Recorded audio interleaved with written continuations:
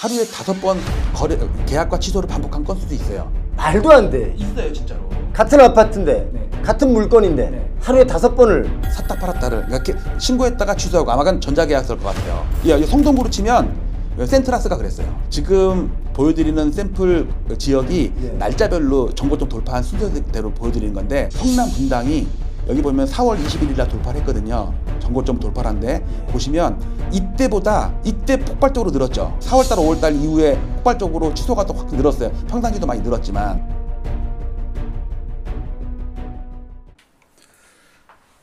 네, 여러분 감사드립니다. 덕분에 지금 현재 7,656명까지 동의를 했는데 그래도 15%밖에 안 돼요.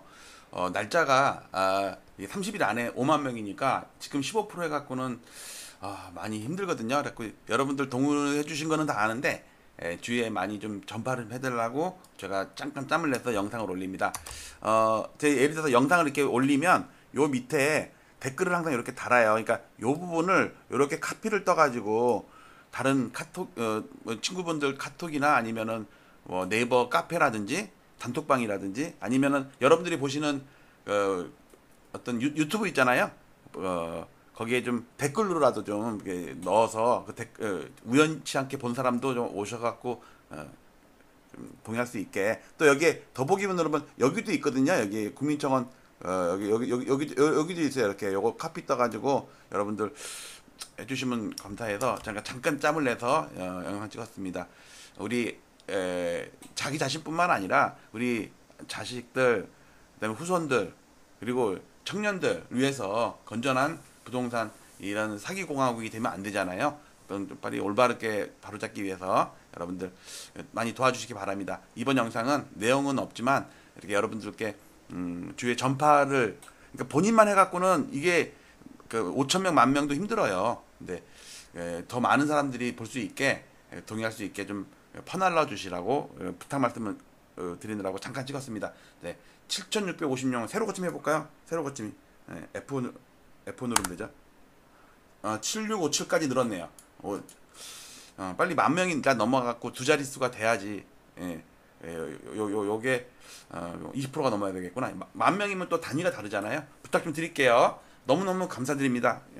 항상 여러분들 덕분에 제가 열심히 하고 있습니다. 마치도록 할게요. 감사합니다. 뒷 영상도 봐주세요.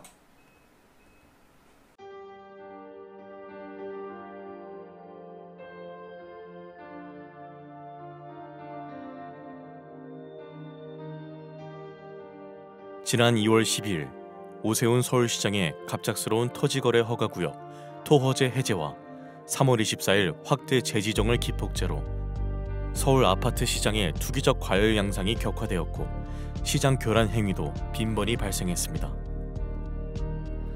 한국은행의 통계에 따르면 부동산이 가계 순자산의 73.7%를 차지한다고 합니다. 좁은 국토와 한정된 토지에서 남들이 들어가 살아야 할 주거 공간에 투기를 하고 막대한 불로소득을 올리고 자랑까지 하는 시대는 하루빨리 종식되어야 합니다. 부동산 시장의 투기와 주택 가격의 비정상적인 상승은 국민들의 주거 불안과 청년들의 근로의욕 저하, 사상 최악의 저출산 등 사회적 문제로까지 이어지고 있기 때문입니다. 저는 올해 3월 이후 국토부 실거래가 공개 시스템에서 비정상적인 계약 해제 건수가 폭증하는 것을 목격하였습니다. 아파트 시장을 폭등시키는 것은 일상적인 100건의 계약이 아닌 신고가 한 건에 의할 때가 많기 때문에 투기 세력들은 쉽게 이러한 유혹에 빠집니다. 과거에도 신고가 허위 등록 후 후속 계약이 등록되면 슬그머니 이를 해제하는 등의 사례가 종종 언론에 보도되기도 하였습니다. 이는 해당 아파트의 실거래가를 조작함으로써 시세를 올리려는 부정한 작전에 해당합니다. 그러나 이를 감시해야 할 국가기관의 조치는 어디에서도 찾아볼 수 없었고 그 실태조차 파악도 못하고 있는 것으로 보입니다. 이에 최근에 비정상적인 실거래가 대량 계약 해제 사태를 통계적으로 집계하여 과거와 비교하며 그 실태를 먼저 알리고자 합니다. 본 청원의 취지는 국토부 실거래가 공개 시스템의 신고가 허위 계약 등록 후 후속 계약 등록 시 이를 해제하거나 계약과 해제를 반복하는 자전거래 등 책임있는 국가기관의 아파트 실거래가 조작 여부 실태 조사를 촉구하기 위함입니다. 또한 허위 매물 등록과 시세 담합, 허위 계약 자전거래 등 부동산 시장을 교란시키는 작전 세력 감시를 위한 금융감독원, 증권감독원과 같은 부동산 감독원 설립을 촉구하기 위함입니다. 본 청원을 계기로 국가 차원에서 건전한 부동산 거래 질서를 확립하여 집값 폭등과 이로 인한 불로소득을 차단하여 사회 갈등을 해소하고 국민의 주거권을 보호할 수 있는 부동산 거래의 공정성 및 투명성을 확보해 주시기 바랍니다.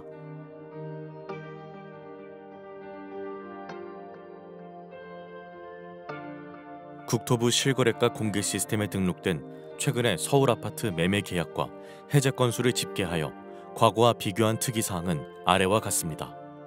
올해 7월까지의 계약 해제 건수는 4,028건이 등록되었는데 그 중에서도 특히 6월에 가장 큰 폭을 기록하였습니다. 해제 사유 발생일 기준으로 6월 한 달간 1,181건이 발생하였는데 이는 데이터가 공개된 2020년 2월 이후 5년간의 월 평균 해제 건수 124건에 비해 9.5배나 되는 이상 현상이었습니다. 거래 증가를 감안하면 서울을 제외한 전국에서는 이 수치가 1.7배에 불과해 타 지역에서는 이러한 현상이 거의 발생하지 않았고 서울에서만 소위 부동산 작전이 실행되었다고 보아야 할 것입니다. 올해 들어 거래가 급증하고 전자계약 활용이 증가하는 추세에서 수정이 안 되는 단점 때문에 계약 해제 후 재신고하는 이유로 해제 건수가 폭증했을 가능성도 있습니다. 그러나 2024년 기준 전자계약 활용 비율은 5.95%에 불과해 여전히 종이계약서 활용 비율이 94%에 이르고 3일 이내 해제 비율도 3.9%에 불과해 단순 실수나 변심으로 인한 해제 건수 급증의 가능성은 적어 보입니다. 특히 서울 25개 구 중에서도 한강 벨트로 일컬어지는 지역에서 계약이 집중적으로 대량 해제되었는데 성동구는 6월에만 108건이 해제되며 지난 5년간의 월 평균 5.3건에 비해 20.5배에 이르렀으며 강동구도 99건이 발생해 19.2배에 달했습니다. 3월 이후 거래가 급증하였다는 점을 감안하더라도 도봉구 2.8배나 은평구 3.7배에 비해 이들 한강벨트 지역에서 20배 전후의 급증세를 보인 것은 일반적이지 않다는 것을 반증합니다. 서울시 외의 수도권에서도 비슷한 현상이 발견되는데 성남시 분당구에서도 6월 한 달간 107건이 해제되어 5년 월 평균인 3.8건에 비해 28.4배나 되었습니다.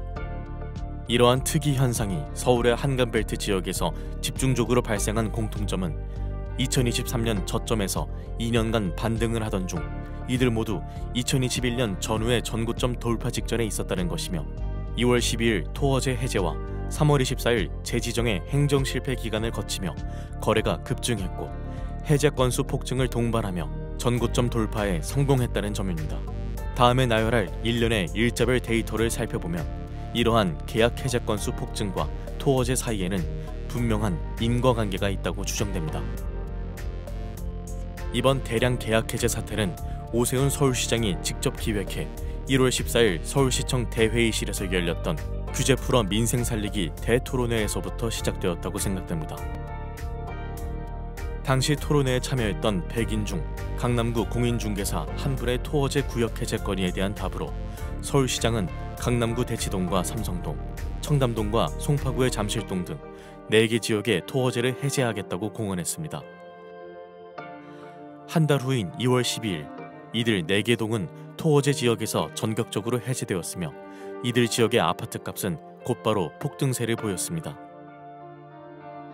일몰제였던 토어제는 6월이면 자동적으로 해제될 예정이었음에도 불구하고 서울 아파트 거래량이 감소되었고 매매 가격도 안정되었다는 이유로 사상 최고치를 기록하며 폭등세를 보이던 토어제 지역을 신정부 출범 직전 4개월 앞당겨 전격적으로 해제한 것은 이해할 수 없는 행정이었습니다. 당시 잠실동은 2년 전 저점에서 이미 플러스 28.9%, 대치동은 플러스 24.8% 급등해서 사상 최고치를 이어가던 중이었으며 계엄과 탄핵 등 주무부처가 부재한 무정부 상태를 틈타 급등세는 폭등세로 변하여 7월 현재까지 5개월간 플러스 20% 전후의 추가 상승세를 기록. 2년간 플러스 50%가 넘는 경이적인 기록을 세웠습니다. 그러나 2월 당시 노원구 상계동은 고점 대비 마이너스 26.5% 폭락해 있던 상태였지만 토허제 사태 이후 폭등장에서도 불과 플러스 0.3% 상승하는 데 그쳤습니다.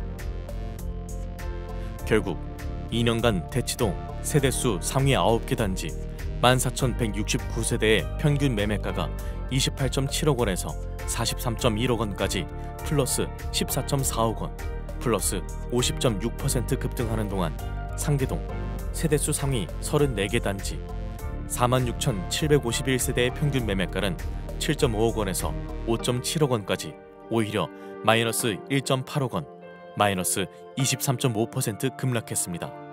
두 개 동의 매매가 차이가 2년간 4.1배에서 7.5배로 벌어지는 초양극화 현상이 발생한 것으로 서울시의 규제 풀어 민생 살리기 대토론회에서 시작된 아파트값 폭등 현상은 민생보다는 부자 살리기 결과를 초래하게 된 것입니다. 더구나 상계동의 총 세대수는 대치동에 비해 2배 이상 더 많기까지 합니다. 토허제 해제 이후의 지역별 아파트값 폭등 현상을 날짜별로 나열하면 이번에 대량 계약 해제 현상이 불특정 다수에 의한 우연한 현상이 아니었음을 의심하게 됩니다. 강남 3구 중 작년에 이미 전고점을 돌파한 강남구 및 서초구에 비해 송파구는 작년 8월부터 2월까지 6개월간 전고점을 못 넘으며 정체되어 있는 상태였고 거래는 줄었지만 여타 지역들도 무언가를 기다리는 듯 극심한 눈치보기 흐름을 지속하고 있었습니다. 2월 12일 서울시장의 전격적인 토허제 구역 해제와 함께 서울 아파트 시장은 송파구 잠실동을 위주로 폭등세로 돌변했습니다. 연일 폭등세를 보이던 서울 아파트 시장은 열흘 후인 22일 송파구와 영등포구가 4년 전에 전고점을 돌파한 데 이어 4일 후 마포구, 9일 후 성동구 등 차례로 전고점을 돌파했습니다. 서울 아파트 시장이 폭등세를 보이자 국토부 등 정부 당국에서는 3월 24일 부랴부랴 토허제 지역 확대 재지정을 했지만 이미 전고점을 넘은 서울 아파트 시장은 거래 폭발과 더불어 추격 매수가 붙으며 걷잡을 수 없이 폭등세를 이어갔습니다. 4월과 5월에도 광진구와 강동구 등 한강벨트 나머지 지역뿐만 아니라 성남시 분당구도 속속 전고점을 돌파하는 등 이러한 폭등세는 주변 지역으로 확산세를 보였습니다. 이에 따라 6월 4주차 부동산원 주간 매매 동향에서는 주간 상승률이 성동구 플러스 0.99%, 마포구 플러스 0.98% 등 연율 플러스 50%라는 사상 최고 상승률을 기록하였고 결국 신정부는 출범 이후 처음으로 대출 총량 관리 강화라는 6.27 대책을 발표하기에 이르렀습니다. 이러한 폭등세 속에서 과거에는 전혀 볼 수 없었던 특이한 거래 현상이 목격되었는데 계약 해제 건수가 급증을 했다는 것입니다. 성동구를 예로 들면 3월부터 급증세를 보였는데 특이한 점은 1월부터 6개월간 해제 사유 발생 건수가 규칙적으로 점증했다는 것입니다. 즉 5년 월 평균 5.3건에 그치던 해제 건수가 12월 4건, 1월 9건, 2월 14건, 3월 29건, 4월 55건, 5월 71건, 6월 108건으로 성동구 아파트 지수 급등을 따라 해제 건수도 급증을 한 것입니다.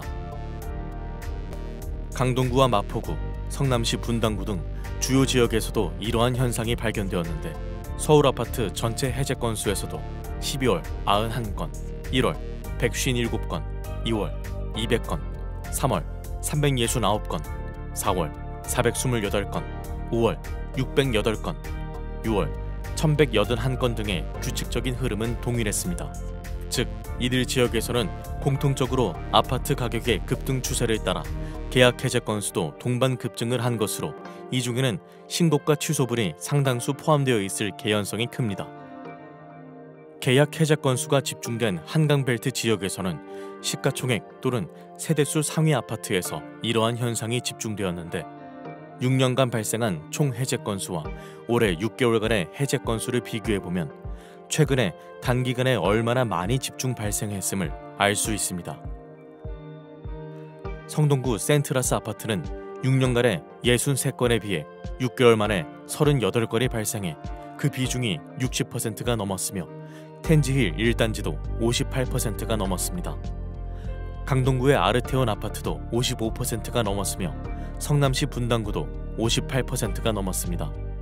특히 양천구의 목동 신시가지 7단지의 경우에는 6년간 발생한 총 해제 건수 17건 중 올해 6개월에만 12건이 집중적으로 발생했는데 이 기간 전용 53제곱미터 실거래가는 15.7억 원에서 23억 원으로 플러스 7.3억 원 폭등, 불과 4개월 만에 플러스 46.5%를 기록했으며 전용 66제곱미터 실거래가도 19.5억 원에서 27.5억 원으로 플러스 8억 원의 폭등, 플러스 41%를 기록했습니다.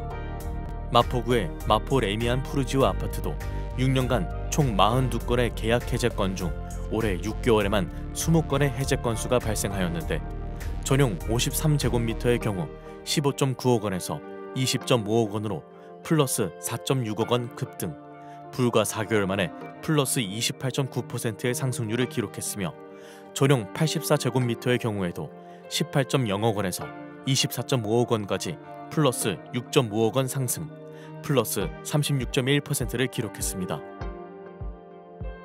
이 중에는 상당수가 단순한 실수나 착오, 변심 등으로 인한 계약 해제건이 있을 수 있으나 거래 폭증과 함께 신고가를 포함한 이러한 대량 계약 해제 건수가 전고점을 넘기며 추격 매수를 유발하기에는 딱 좋은 현상이었습니다.